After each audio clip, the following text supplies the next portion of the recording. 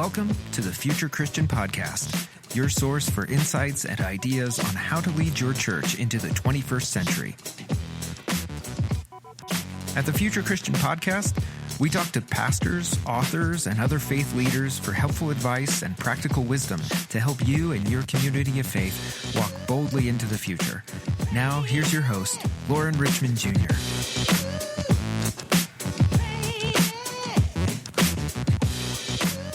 Welcome to the Future Christian Podcast.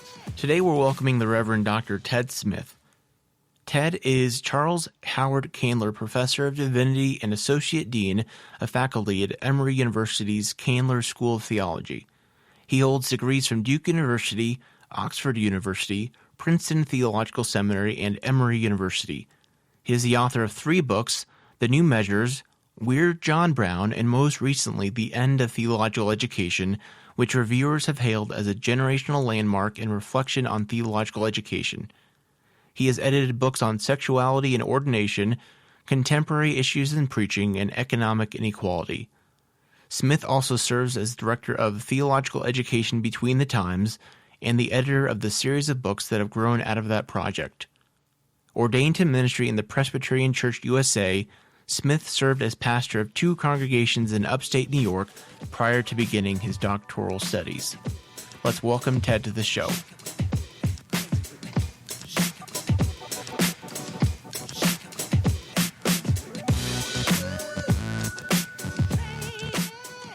Welcome to the Future Christian Podcast. This is Loren Richmond Jr., and today I am pleased to be joined by the Reverend Dr. Ted Smith. So thank you for being here, and welcome to the show. Thanks so much. It's a treat to be here. Great. Looking forward to having this conversation. What else would you like to share with our listeners about yourself? Well, not in my bio. I don't think any the bio that you might use are my family connections, and those are really important for this book. This book is dedicated to my parents, who are very deep in the world of voluntary associations. They manifest. My mother manifested, she's passed now. My father continues to many of the highest virtues of that world, and that was certainly what they raised me to do. And it's also written with my sons very much in mind. They're 17 and 15, and I am passionate about thinking about what a church that is life-giving for them is going to look like. Mm-hmm. And so it's very much a book about how do I hand down or hand on the real living heart of what my parents gave to me to that next generation.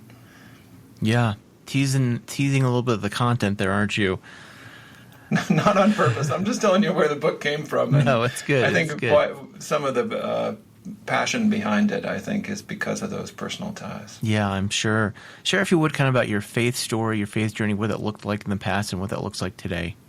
Sure. Well, as I said, I'm a child of the church through and through. My family have been Presbyterians since before we can remember.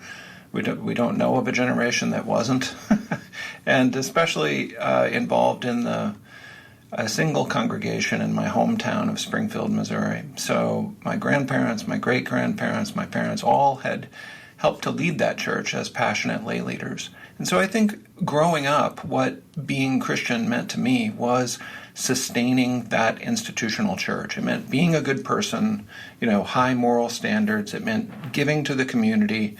And then it meant serving and sustaining that church in every way that you could. And I think that was the faith I was raised with. There wasn't a lot of emphasis on what we might...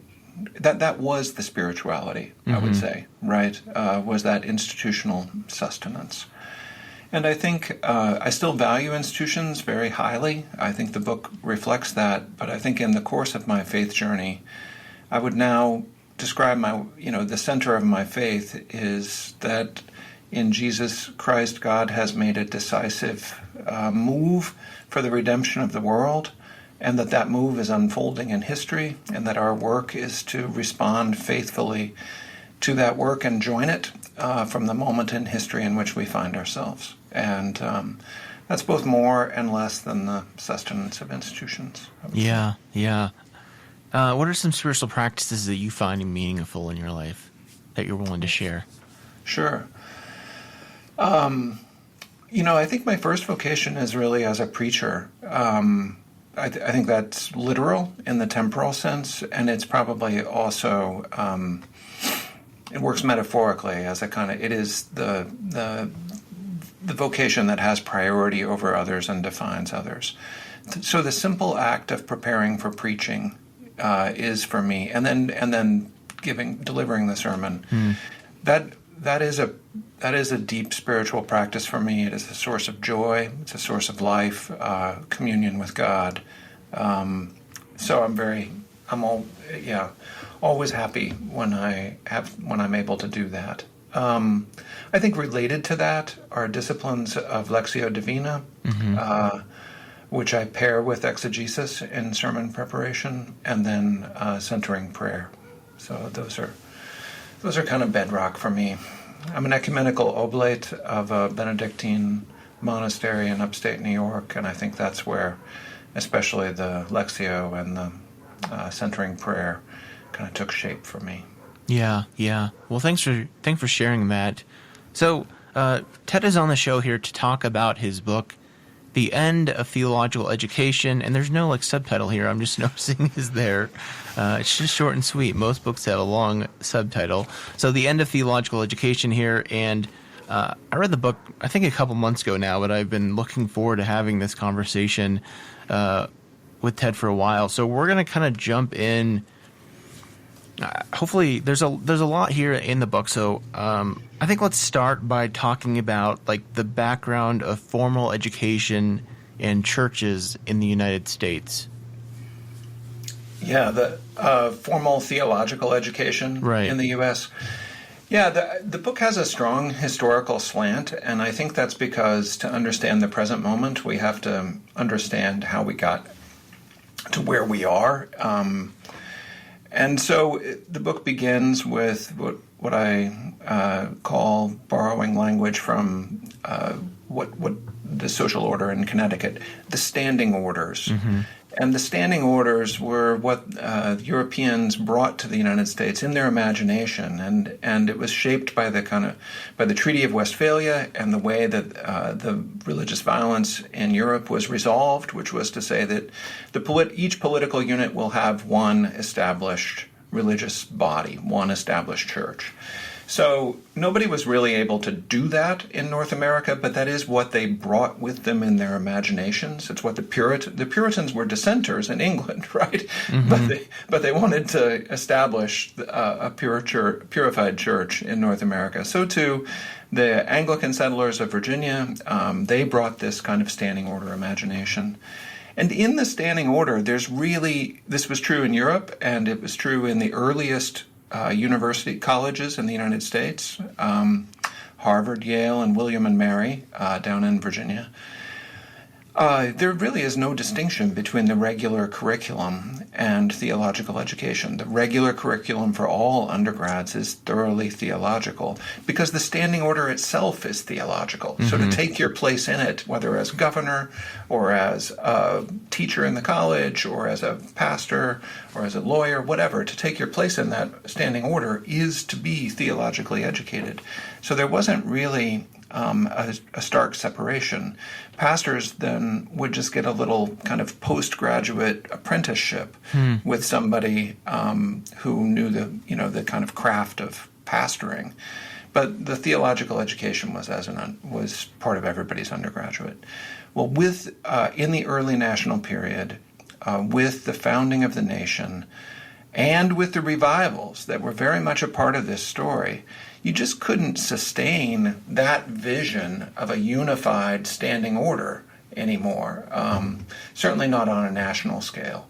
So you get a separation between church and state politically, and then that's mirrored educationally with the founding of a new kind of institution, which is the seminary. Andover Seminary, Theological Seminary, founded in 1807. They were critical of Harvard, but they didn't found a new Harvard. They founded a new place that was dedicated entirely to the training of ministers. Now that became the norm in the United States over the next 200 years.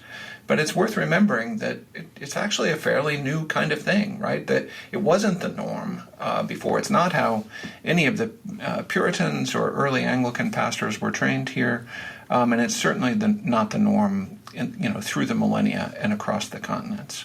But that's the form that really took shape and became dominant in the United States.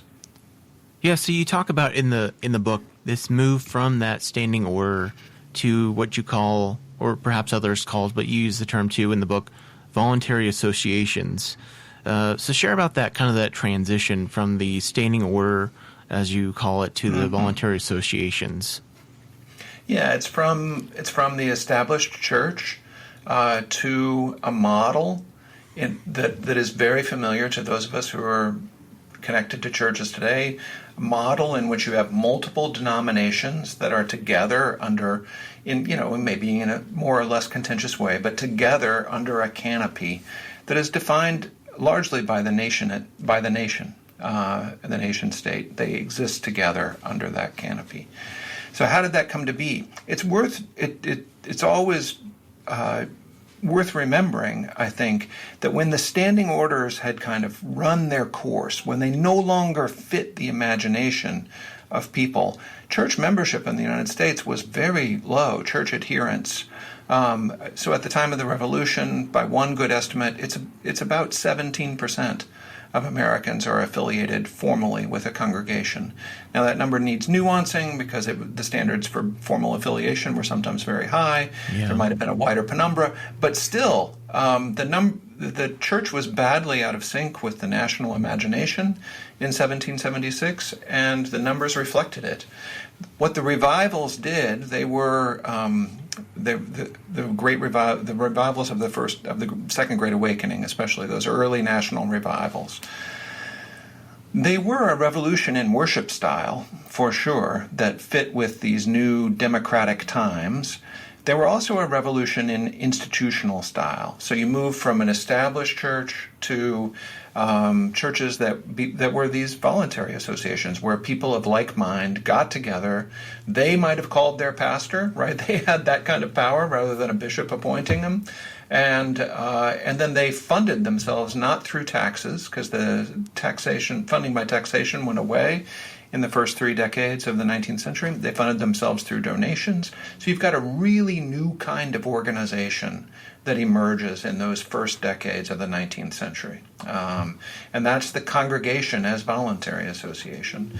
And, this was shocking to outside observers when Alexis de Tocqueville comes to the United States. He's a French aristocrat. Mm-hmm. His imagination is shaped entirely by the old Westphalian standing orders.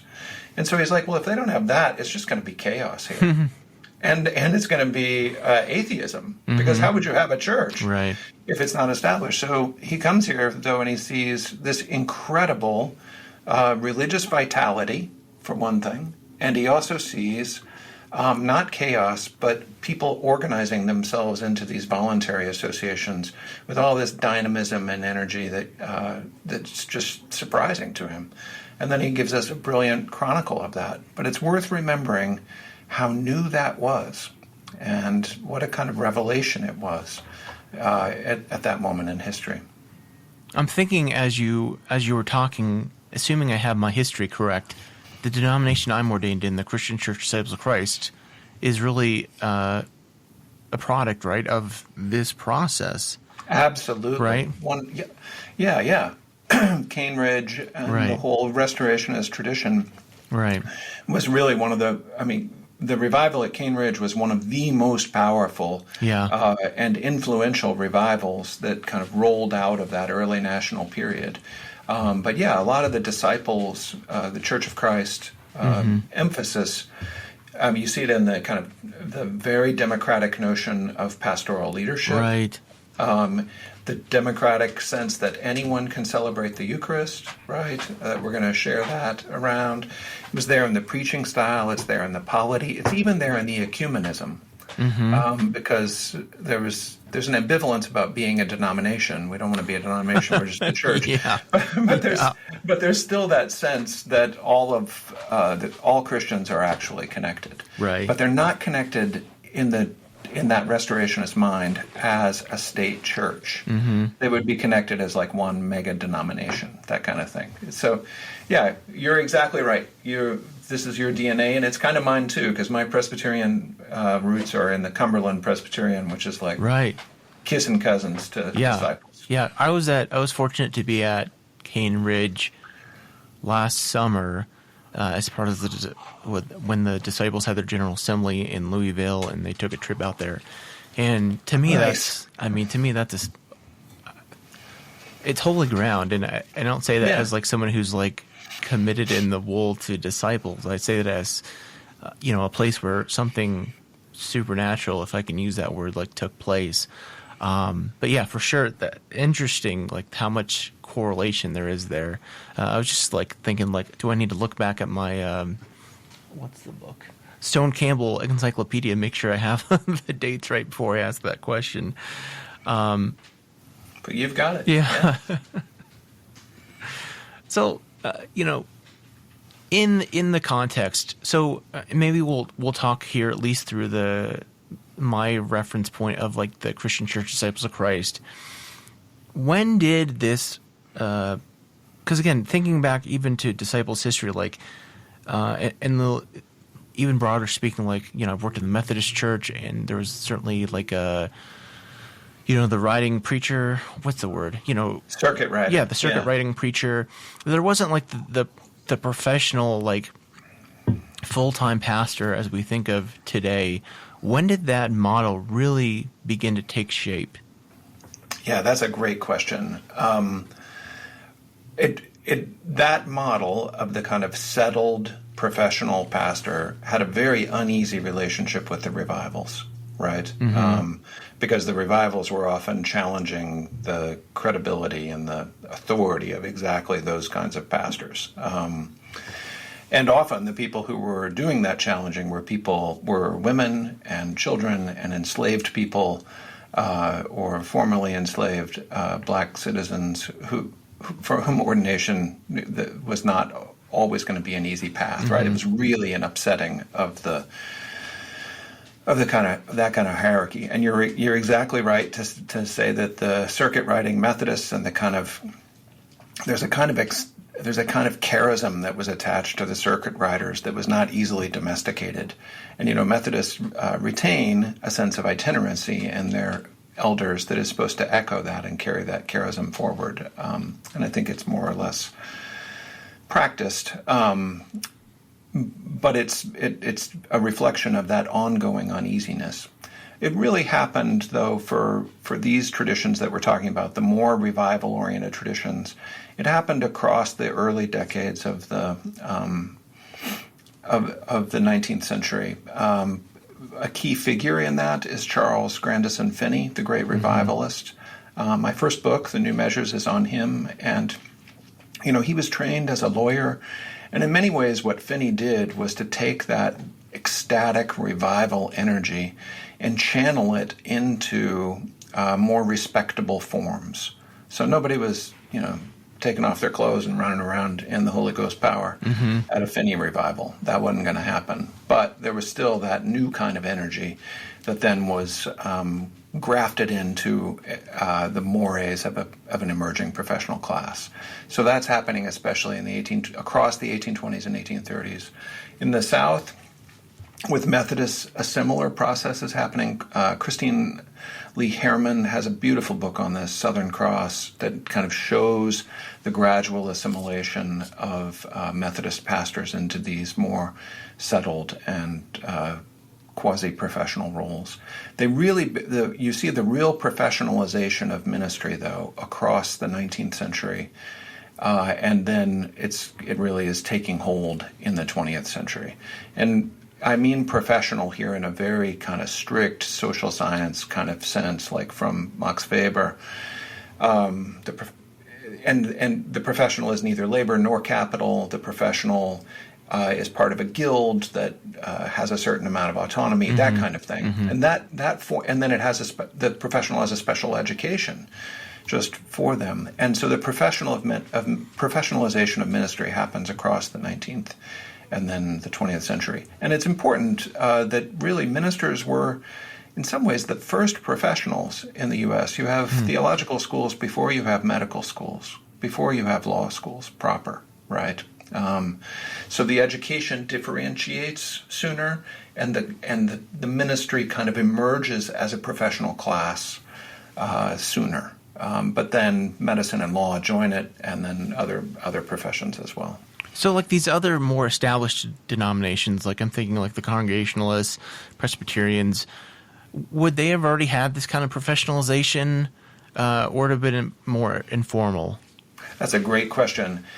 They were warmer to the more settled ministry patterns, right? To one pastor in a place. And it's one reason they didn't grow, right? They just, in the same way that Baptists and Methodists just took off, disciples as well took off in this early national period.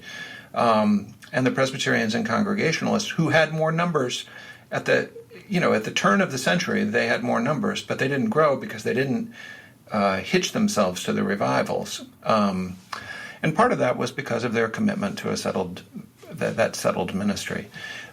So they already had the people who were in place, with authority over a congregation.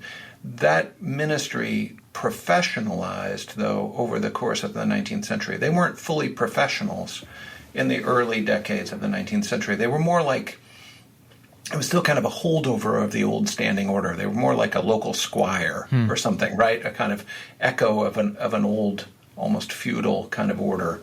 But then it becomes professional later on. And one way you can see that is ministers didn't used to move around a lot. And so if you were in a place, you were of that place.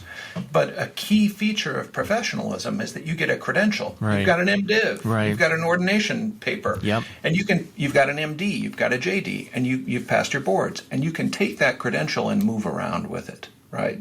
Yeah. And you don't move, in the real professional model at the way the bishop moves you. You choose when you move. And so then you get the kind of you get a career path that's appropriate to professionals.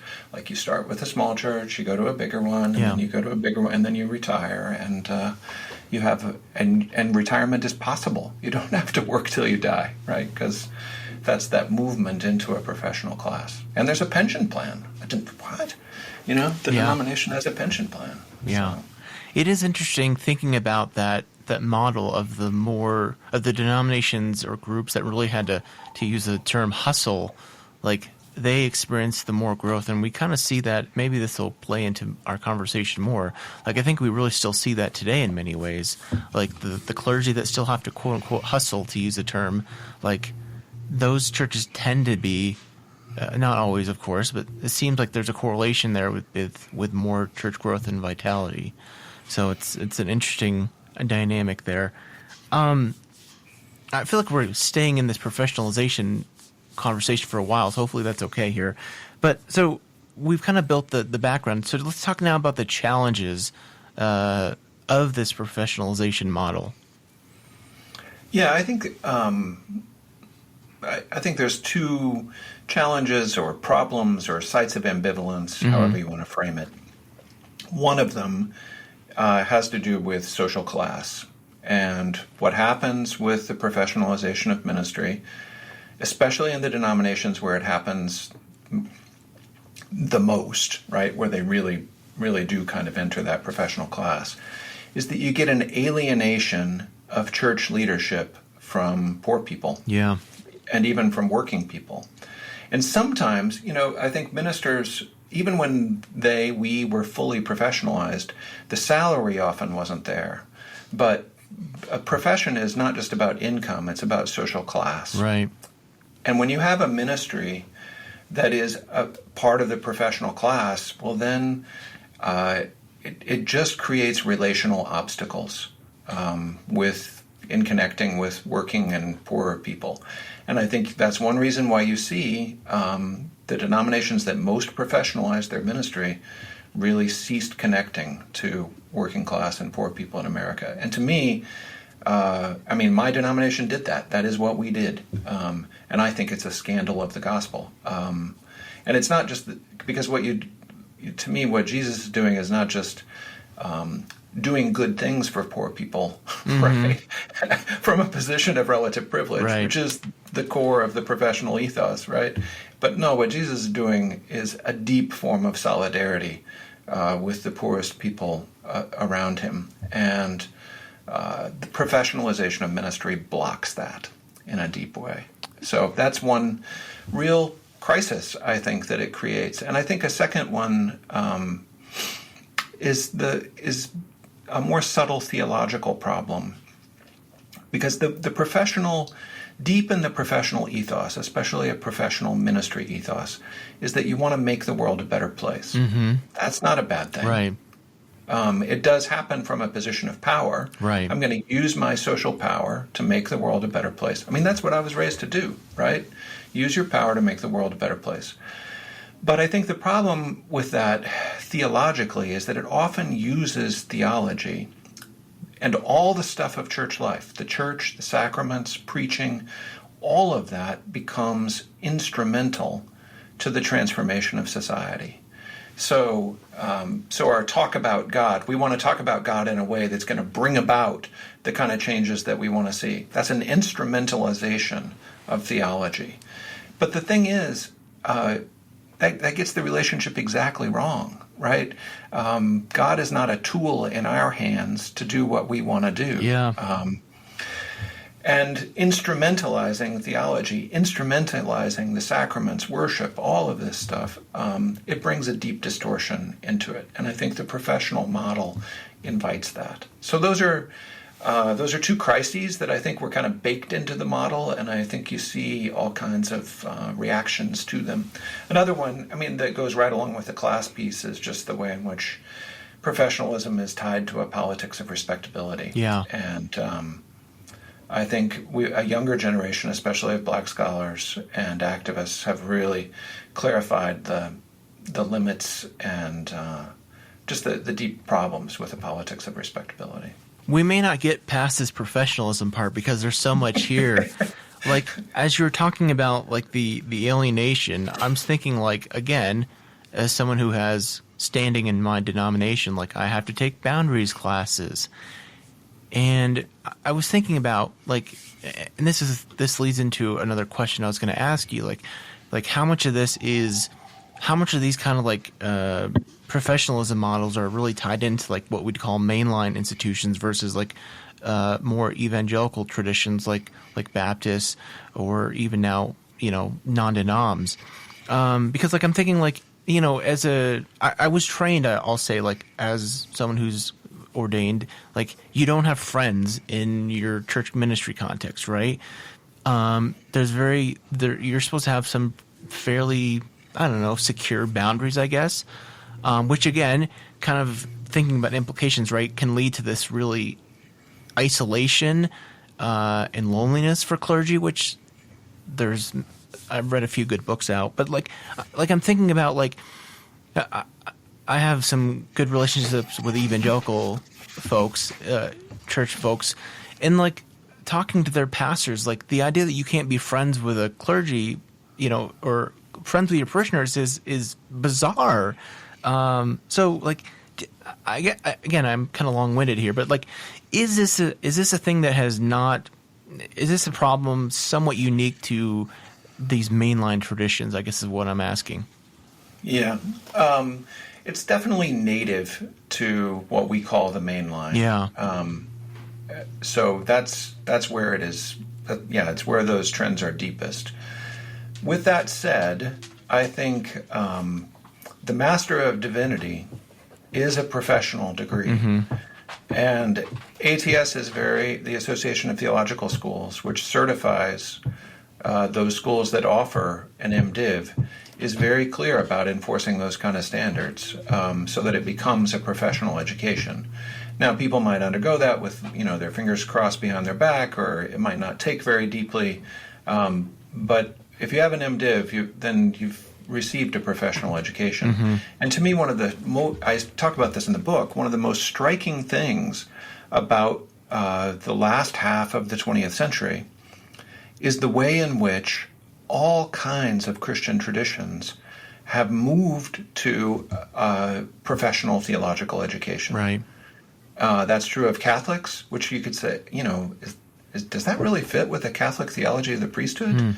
Not so sure. But if you've got an ATS-accredited Catholic institution, then there's a professional formation that's happening there. Does that fit with Pentecostals?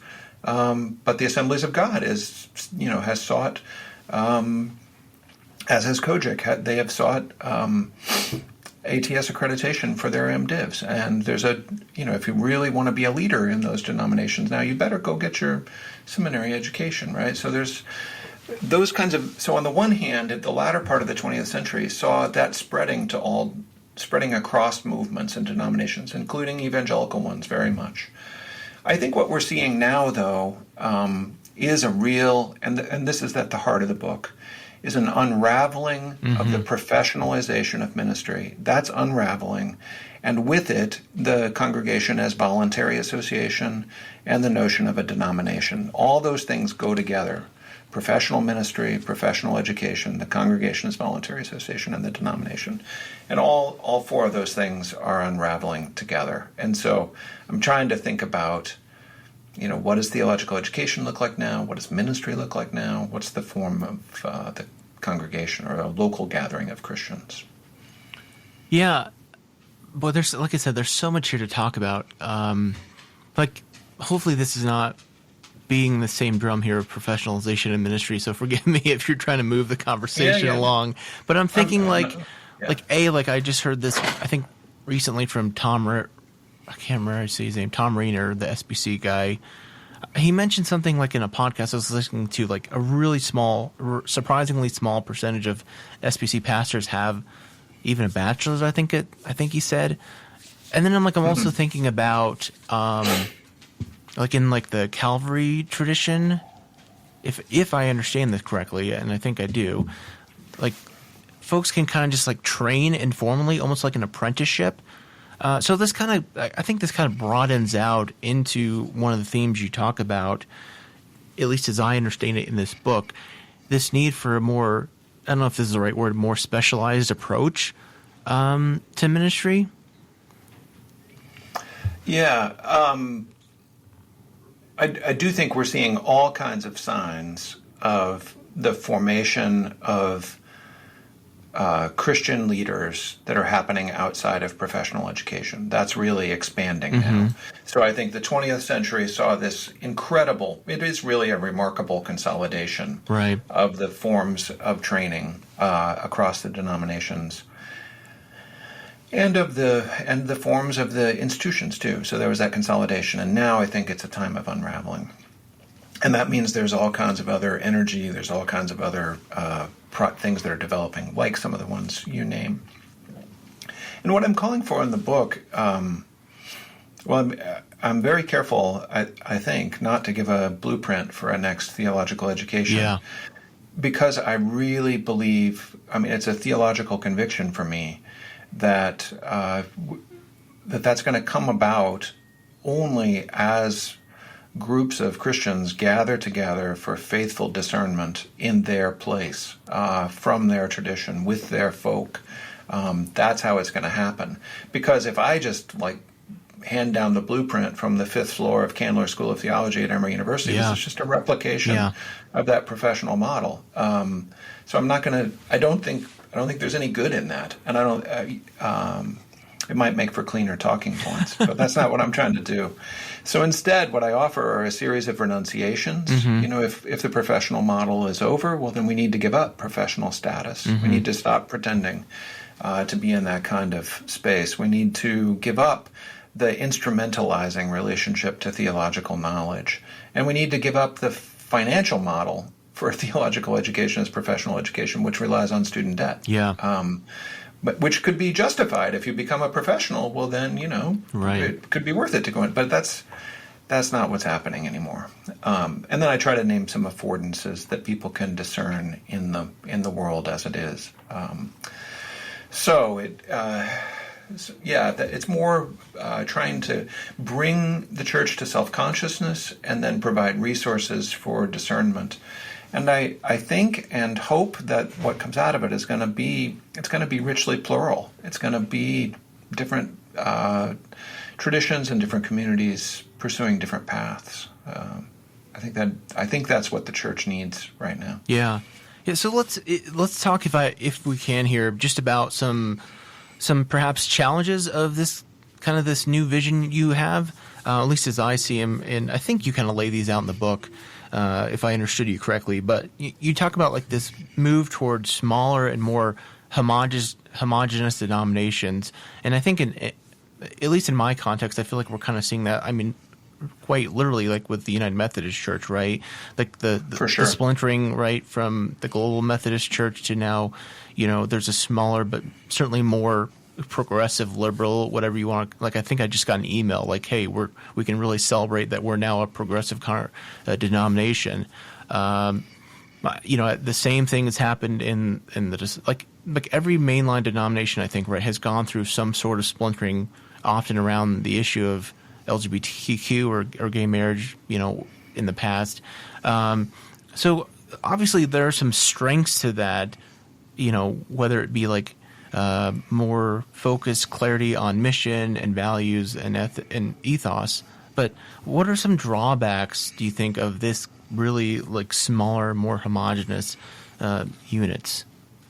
Yeah, that's a great question. And it is exactly the dynamic that I see right now. I think where that fits in the larger story that I'm trying to tell is that when the voluntary associations really have their power, they almost have a kind of aura. And sustaining the denomination, sustaining the congregation, that becomes in itself a worthwhile activity. Yeah. It's so important. And that's absolutely true for my parents and their generation of, to be Presbyterian and to sustain First and Calvary Presbyterian Church. Like, this was at the center of their faith. And I have enormous respect for that and the sacrifices they made to do that. But what you get with the kind of individualization that I name and the expressive qualities that attend to that there's a big shift in people's relationship to the institution.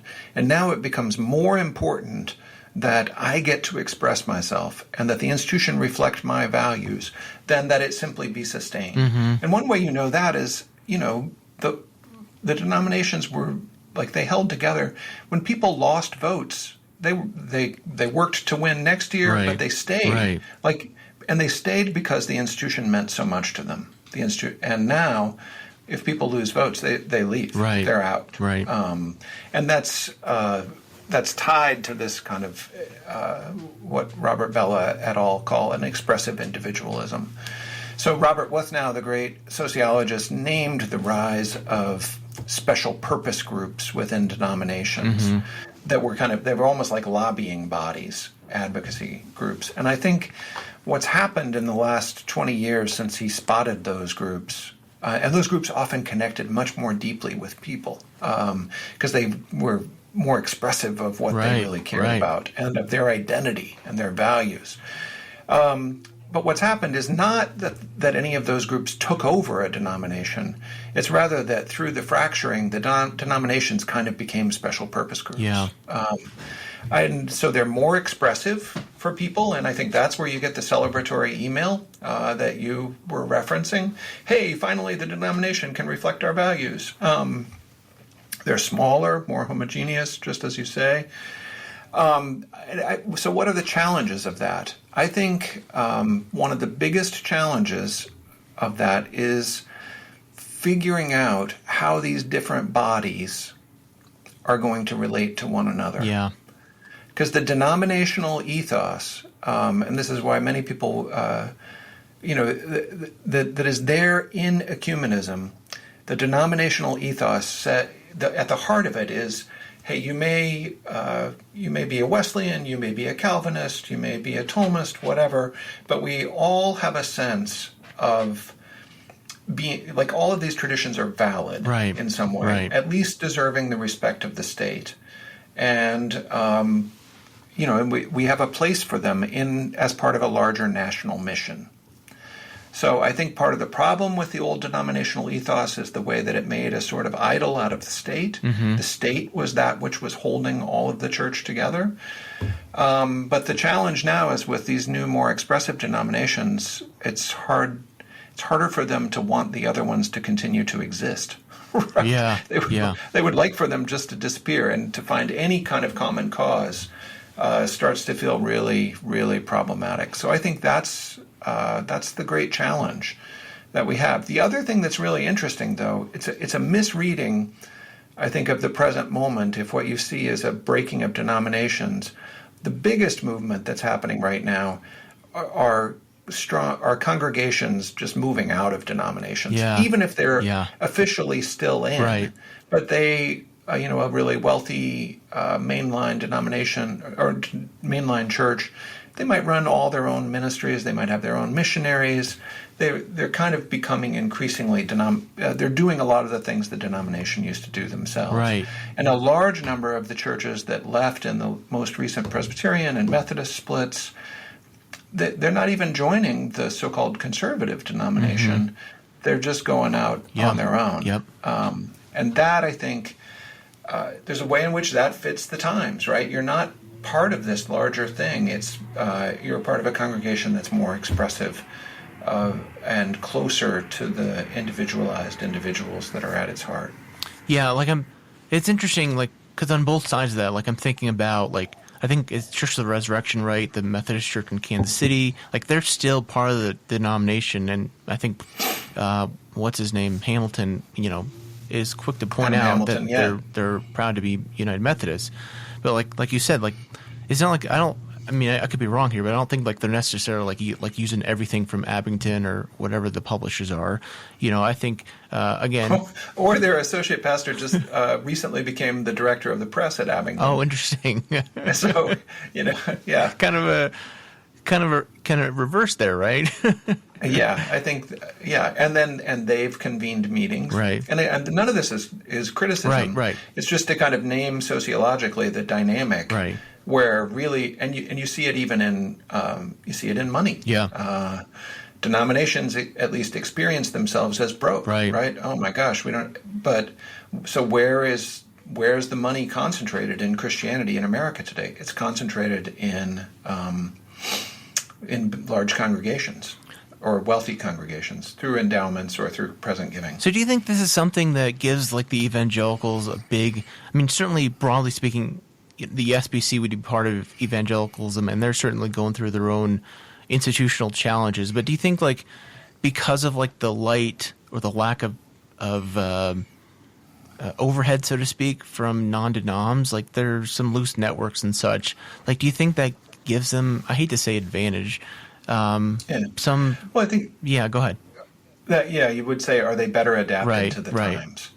And here I think evangelical versus mainline as theological markers, I think, will lead you astray. Yeah, that's fair.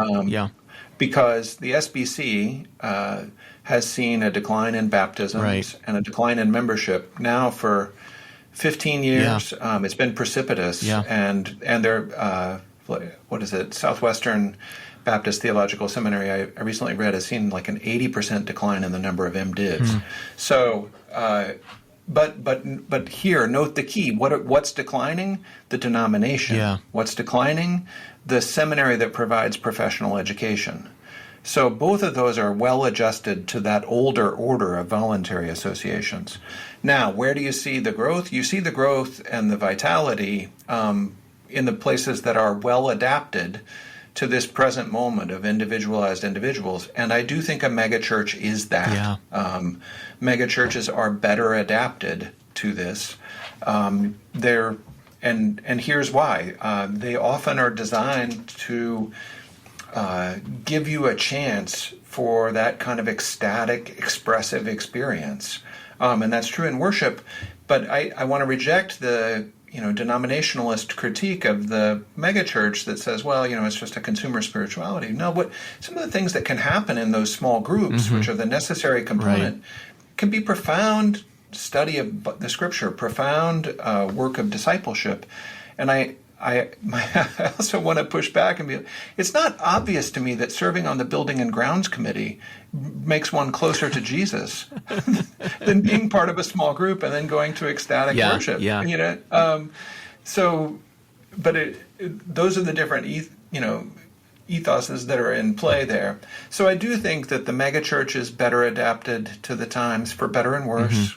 I also think house churches often are. And the key there in both cases is that you're not asking members to sustain the institution with their labor, with their voluntary labor. And in the megachurch, it's because paid staff does it. I'm thinking, I was just thinking like the megachurch near me in my neck of the woods, like at least one of the two big ones. Like they have like a Christian school, like I think they have some kind of like theological training center now. Like they're becoming like a mini denomination almost in their own right. Which leads me, something you said, I want to ask real quick, like your thoughts on this. Like my thought is like in the future, like the best, I don't know, forms of church are going to be, like you said, the microchurch and the mega church. Like these churches in the middle are just going to get squeezed out. Do you think that's fair? Well, that's already happening demographically. Right. I mean, all the numbers point to that. So it's almost like you're better off being a microchurch than you are being a church of 150, right? And there are more such churches. I think it depends, though. There's a lot of different ways to be a so-called microchurch. Yeah, I think what I would want, and I say this as one who is pastor of 2 small membership congregations in a rural area myself. I think the most important thing in those kind of settings is to embrace that smaller form instead of trying, like what's death is to have 75 members trying to sustain a congregational model that really takes 200 members. And then everybody's just exhausted and burned out. And if somebody new, miracle of God, walks through the door, everybody just descends on them like vampires. And it's like, hey, you've been here 2 weeks. Would you like to chair the Christian Education Committee? Because the institution needs the life, right? But when we spot that vampire dynamic, that's when we should say, okay, that's not church, right? Church should be giving life. But I think there are super strong models of congregations that are very small. They might function more like extended families, even if it's not necessarily a blood family, but that's the logic of them. They might have really low institutional overhead. That's in terms of cost, like their space, but it's also in terms of their committee structure and their finances, their personnel, all that. I think those can, and a lot of the so-called fresh expressions movements, they fit that model, and they tap into the desire for expressive individualism that I think is very much kind of a sign of the times, and intimate community. Not in a committee meeting, but in a Bible study in which we're talking out of the issues in our lives. Okay, I know I'm keeping you along here, so let me ask you one more question here before we take a break. And there's so much more I want to get to, but like I said, I knew there's going to be a lot of stuff here. So let's talk about this expressive individualism. That certainly is the water we're swimming in, the air we're breathing right now in our context. You write in your book like this shift in institutional roles from formation to platforms. Like denominations almost are seen as like quite literally platforms to help someone express themselves or be their full selves. Like in thinking about this model, and as I understand, you kind of advocate for seminaries taking on a more individualistic approach in ministry. Like, what is the danger of like are we adapting too much to the culture? Like we're kind of like feeding this thing that's really not a healthy dynamic. Does that make sense? Yeah, for sure. The formation versus platform distinction that I'm trying to make there is, I think you see it clearly in a congregational level where, a congregation, there's a way in which the professional minister, one of the virtues of a good professional minister is they really serve the institution, and they get what authority they have from the institution. So they stand, if you were to draw it, they stand under the institution, holding it up. Right. And what I think we're seeing now increasingly is pastors of large churches, they're not standing under that institution, holding it up. They're standing on top of it, and it is their platform that lets them reach even more people. Well, if I can even interrupt there, sorry. Yeah. Like I'm just thinking, like I'm an example of this right now. Like there's so many clergy my age who are just like, we're not willing to, from a crumbling institution, we're not willing to hold that up and get crushed by it, right? Yeah. Yeah, I think that's right. I mean, this is where I'm an old style reformed like in my theological DNA. Mm-hmm. I'm deeply ambivalent about the voluntary association model. It did crush people. Making the voluntary association central had it had the professionalization problems that I named. Mm-hmm. I'm ambivalent about that. And I'm deeply ambivalent about the order that is emerging now. But I think theologically, God is, there have been no unambivalent moments in human history. All the moments in human history have been shot through with sin, and God has, in God's graciousness, has decided to work through human history for the redemption of the world. So. That's what I think is happening now. And that's where I think the idea, I would absolutely want to resist, and I really loathe the kind of writing that it takes like a little pop sociology or something, and then is like shows the church how to conform better to the age. Right. Basically, that's what it's doing. Right. Well, that's not theology. That's advertising, or like that's the. So I don't want to do that. I think we have to do the sociological work through theological lenses so that we know what our moment in history looks like and we're not deceiving ourselves. But then I think we have a critical relationship to that. So I'm not calling for a more individualistic mode of theological education at all. I do name individualization as an affordance for theological education, but it's a very indirect one. Like the biggest way in which it's an affordance is it's in some ways it's terrible. This individualization that we have, it carves people out of communities. Right. It leaves them on their own Right. without any kind of story to orient their lives, and then it charges them with building all on their own an authentic self.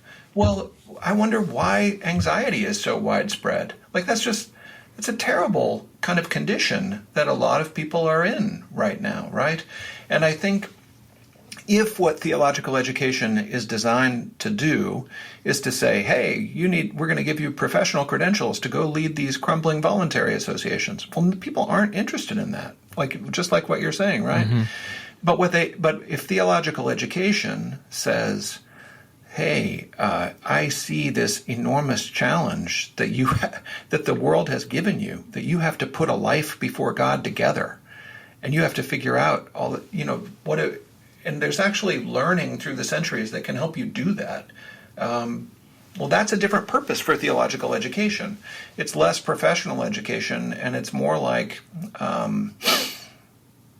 it's more oriented towards helping individuals put selves together. And a lot of our students are already doing that. They get an MDiv, and then they go into social work. They get an MDiv, they go on to law school.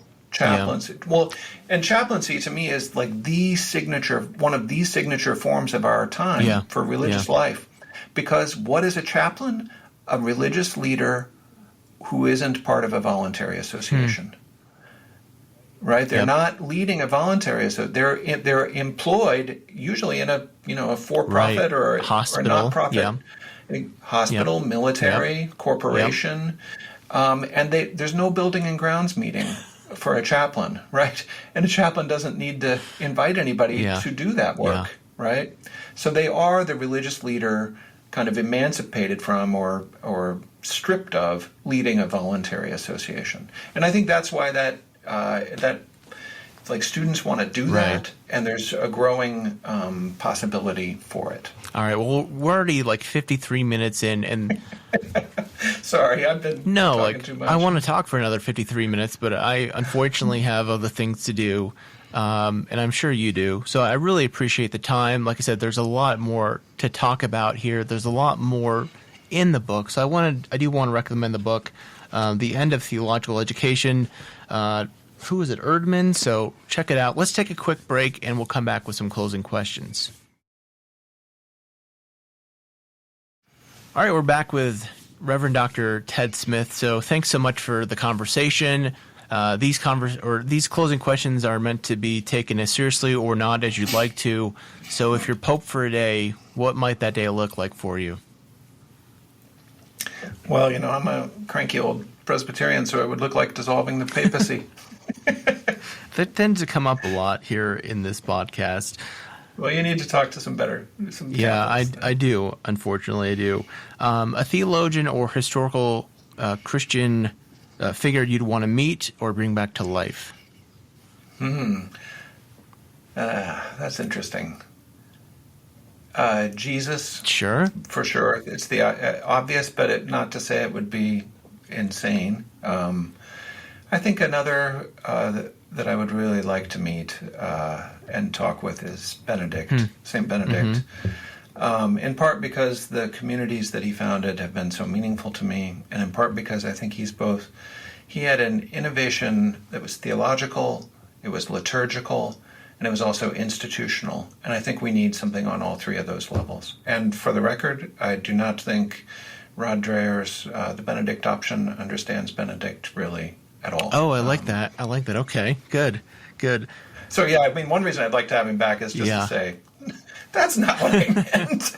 Please don't assimilate that to your particular political battle axis that you're trying to Yeah, find. I've not read that, but I'm familiar with it, so that's intriguing. What do you think history will remember from our current time and place? What will history remember from our current time and place? I think one thing that will be remembered is the staggering inequality of our society. The growing number of people who are homeless or who are working in jobs that, like, you can barely get by. There's just no hope. And then the top end is just it's just unbelievable. It's the greatest wealth the world has ever known. Yeah. But those two things coexisting, so not to our credit, I don't think. Yeah. Let me reframe this last question here. What do you hope maybe for the future of church institutions? Yeah. Seminaries, churches? Answer how you'd like to. Sure. Church institutions right now, I think we feel poor and disrespected and besieged. And I think that's because we are trying to prop up a model that has lost its living connection to the times. But we are not, in fact, poor. And not just in a gospel sense, but in there are real resources in all of these institutions. Money, and then just really gifted people who are ready to serve in profound ways. And ideas and traditions and practices. So there's just a lot of wealth in the full sense of that term in these institutions. And what I would love for us to do is to turn that wealth towards creating institutions that fit these times. And those will be ambivalent, just like the ones that we're inheriting are, but just to turn from that task of propping up to building what we need to build. And I want us to build something between a kind of Gnostic individualism. It's just kind of me and God off in our own little meditation app, and the kind of sustaining of the voluntary association at all costs. There's just got to be a better alternative for that, and I think we're seeing some of those alternatives already starting. So, and I want that not because I want, the church exists because God has decided to use the church in ways for the redemption of the world. So that's what I really want is that work of redemption to continue with faithful responses from us. All right, I'm going to pop a question here. Yes, no is your choice of response. So a comment has been made, I'm a member of the pension fund for the Christian church, that the money of the pension fund will long outlive the denomination. Yes or no question, will the money from mainline institutions outlive the institutions? No, because the money will be used to sustain the institutions. Okay. But I think the institutions are going to take very different forms. It's already happening. As the denominations are becoming large special purpose groups instead of denominations, even if they still call themselves. Boy, we need another 45 minutes for that. All right, where can people connect with you, get your book, all that stuff? I don't really do social media, so not through any of those usual channels, but I'm at Emory's Candler School of Theology. I'm happy to respond to emails as best I can at ted.smith@emory.edu.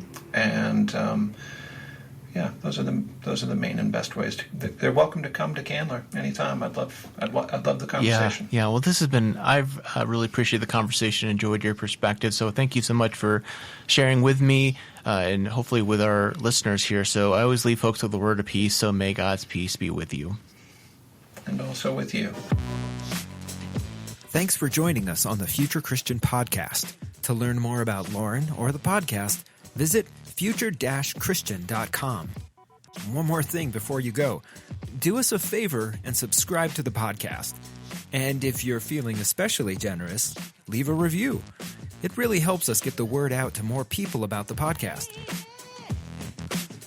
The Future Christian Podcast is a production of Torn Curtain Arts and Resonate Media. Our episodes were mixed by Danny Burton, and the production support is provided by Paul Romick-Levitt.